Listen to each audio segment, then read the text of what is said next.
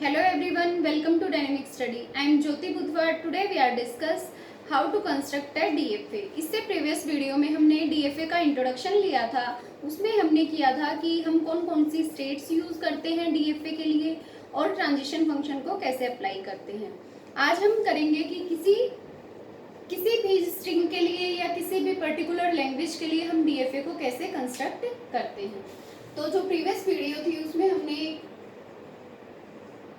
Initial state को ऐसे mention किया था कि कोई भी एक सर्कल से हम किसी भी स्टेट को रिप्रेजेंट करते हैं और उसके आगे अगर एरो हो तो वो हमारी क्या होती है, इनिशियल स्टेट। और फाइनल स्टेट को हमने डबल सर्कल से रिप्रेजेंट किया था।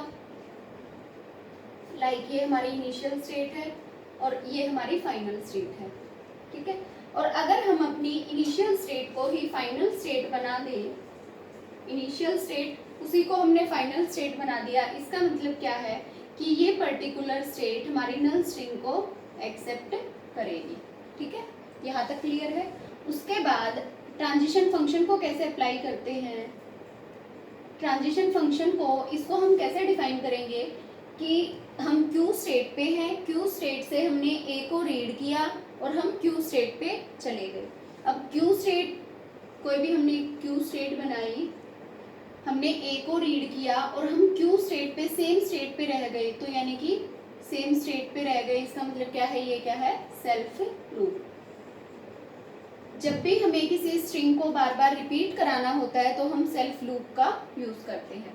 और अगर हमारा ट्रांजिशन फंक्शन गिवन होता कि हम क्यू स्टेट पे हैं, हमने ए रीड किया सिंबल और हम पी स्टेट पे चले गए, तो हम इसको कैसे डिफाइन करते हैं, क्यू स्टेट ए रीड किया और पी स्टेट पे मूव करके चले गए, ठीक है। अब हम करते हैं कि अगर हमें कोई भी DFA कंस्ट्रक्ट करना है और हमारे पास लैंग्वेज है ए की power n such that n greater than equal to 0, इसके लिए हमें अपना DFA कंस्ट्रक्ट करना है। अब ए की पावर n की वैल्यू क्या क्या हो सकती है, यहाँ पे 0, 1, 2, 3 अप टू सो ऑन।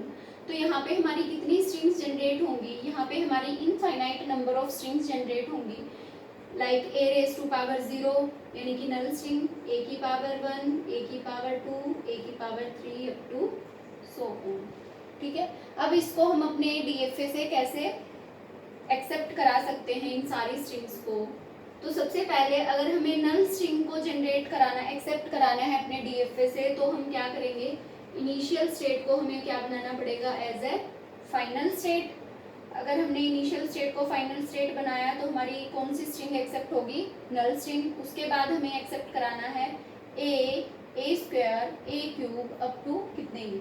तो जब हम किसी एक ही एलिमेंट को बार बार रिपीट कराते हैं तो उसके लिए हम क्या करते हैं, सेल्फ लूप। ये हमारा क्या बन गया, DFA for a raise to power n such that n greater than equal to 0, ठीक है। इसके बाद अगर हमारे DFA में कुछ चेंज होता, लाइक हमारी लैंग्वेज थी ये ए की power n such that n equal to 3, कि n की वैल्यू सिर्फ 3 होनी चाहिए, तो यहाँ पे हम क्या स्ट्रिंग एक्सेप्ट होनी चाहिए थी, ए की पावर 3, कुछ और तो नहीं होता, या ना तो नल ए स्क्वायर या फिर ए की पावर 4, 5, वो कुछ भी स्ट्रिंग एक्सेप्ट नहीं हो पाती। तो इसके लिए अगर हमें DFA कंस्ट्रक्ट करना है तो Q note this is initial state, इसको हम यहाँ पे फाइनल स्टेट नहीं बनाएंगे, क्यों, क्योंकि हमें नल स्ट्रिंग एक्सेप्ट नहीं करानी। उसके बाद ना ही तो नल स्ट्रिंग एक्सेप्ट होनी, उसके बाद अगर सिंगल ए आता है तो उसको भी हमें एक्सेप्ट नहीं कराना, तो इसको भी हम फाइनल स्टेट नहीं बनाएंगे। उसके बाद ए यानी कि ए स्क्वायर, तो इसको भी हम फाइनल स्टेट नहीं बनाएंगे। उसके बाद फिर से ए यानी कि ए की पावर 3 हमें जनरेट कराना है, तो Q3 जो स्टेट होगी, अब ए यानी कि ए की पावर 3 हमें एक्सेप्ट करानी है, तो हमें Q3 स्टेट को फाइनल स्टेट बनाना पड़ेगा। और यहाँ पे हमारा इनपुट अल्फ़ाबेट गिवन है कि इनपुट अल्फ़ाबेट है सिर्फ ए, तो जो DFA है उस वो टोटल ऑर्डर प्रॉपर्टी को फॉलो करता है। वो क्या थी कि हर एक स्टेट पे हर एक इनपुट अल्फ़ाबेट के लिए हमें ट्रांजिशन फंक्शन डिफाइन करना पड़ेगा। अब जैसे इसमें हमने क्यू नोट स्टेट पे ए के लिए ट्रांजिशन फंक्शन डिफाइन कर दिया कि हम Q1 पे चले गए, Q1 से फिर Q2 पे, Q2 से Q3 पे। अब Q3 पे हमने कोई भी ट्रांजिशन फंक्शन डिफाइन नहीं किया ए के लिए, तो अगर हम ए के लिए यहाँ पे लूप लगा दें तो उससे क्या होगा कि ए की पावर 3 के बाद हमारी कौन कौन सी स्ट्रिंग जनरेट हो जाएंगी, ए की पावर 4, 5, 6 और वो सारी हमारी एक्सेप्ट हो जाएंगी जो कि नहीं होनी। तो हम यहाँ पे सेल्फ लूप नहीं लगाएंगे, और अगर हम यहाँ सेल्फ लूप नहीं लगा सकते तो हमें क्या करना होगा कि ए की पावर 3, सिर्फ ए की पावर 3 ही एक्सेप्ट होना चाहिए, उससे अलग एक्सेप्ट नहीं होगा। उसके बाद अगर कोई और ए आता है तो हम कहाँ पे चले जाएंगे, ट्रैप स्टेट पे। ट्रैप स्टेट का मतलब है कि डेड एंड, उसके बाद हम कहीं और वापस नहीं आ सकते, हम उसी स्टेट पे घूमते रहेंगे और बार बार रिपीटेशन होगा तो हम सेल्फ लूप भी लगा देंगे। सो this is the DFA for this language a raised to power n such that n equal to 3। अब अगर हमें कोई और DFA कंस्ट्रक्ट करना है, फॉर एग्जाम्पल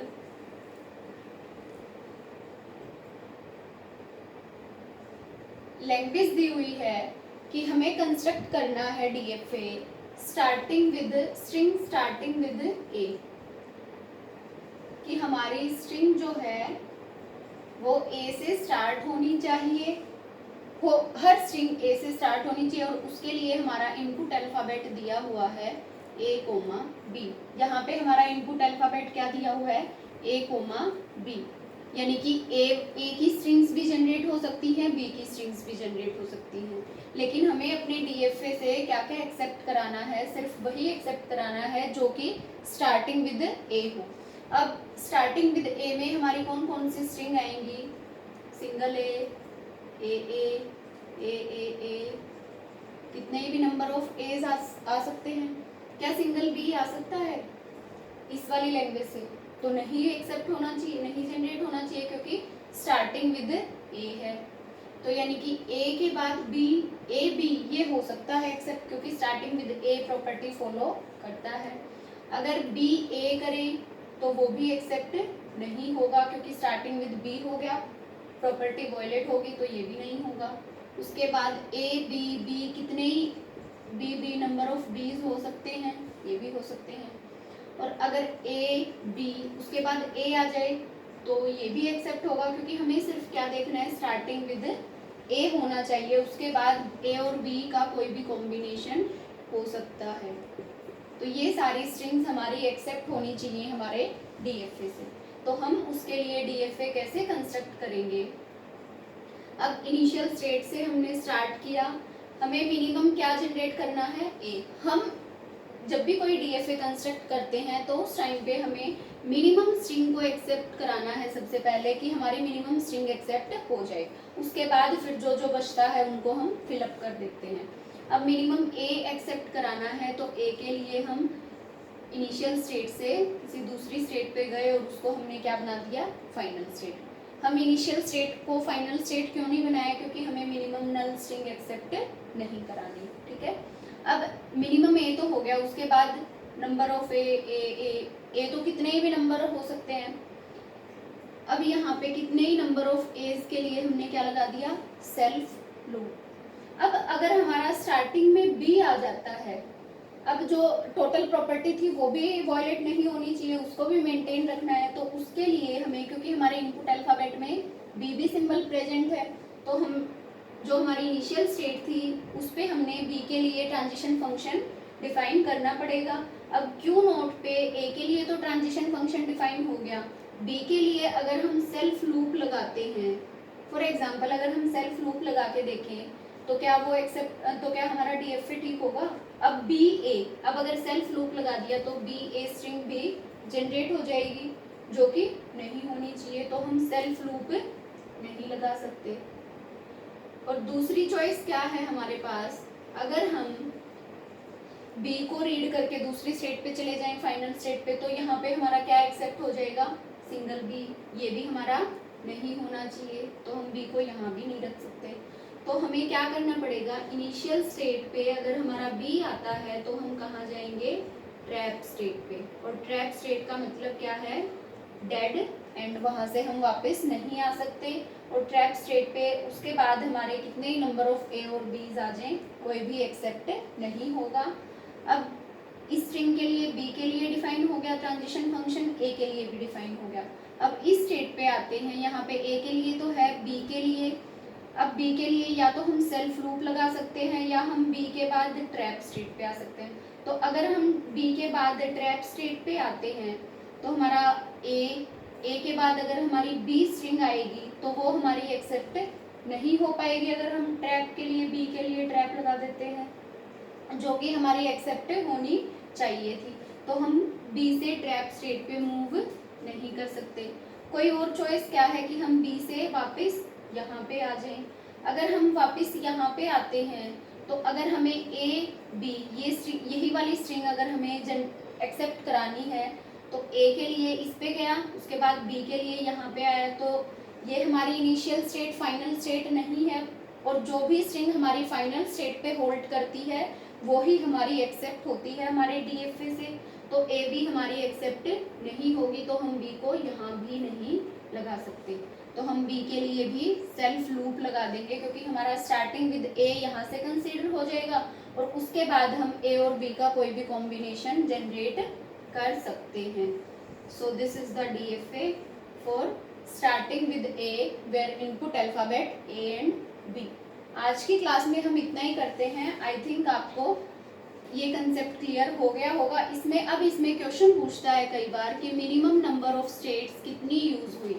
तो इस डीएफए में हमारी मिनिमम कितनी नंबर ऑफ स्टेट्स हुई हैं, 1 2 3, जिनमें से हमारी फाइनल स्टेट एक फाइनल स्टेट है और 2 हमारी नॉन फाइनल स्टेट है, जिनमें से एक हमारी इनिशियल स्टेट, एक हमारी ट्रैप स्टेट है। अगर इस वीडियो में इससे रिगार्डिंग डीएफए से रिगार्डिंग कोई भी क्वेरी है तो आप कमेंट कर सकते हैं। Thank you so much.